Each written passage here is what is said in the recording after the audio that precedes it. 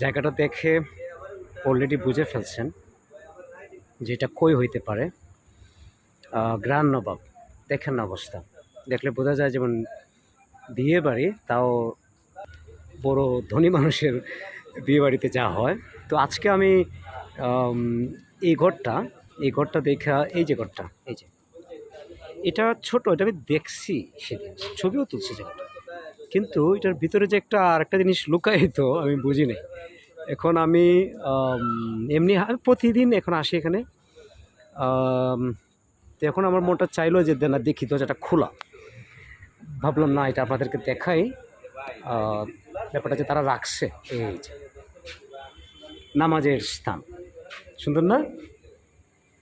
ছোট্ট জায়গা, বড় জোর একজন ইমাম সাহেব আর 1 2 3 4 5 জন পড়তে পারবে, 6 জন মোট।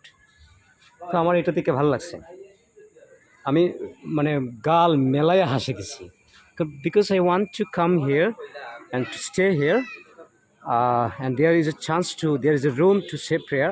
It's good luck for me, for both of you. Thanks to watch me,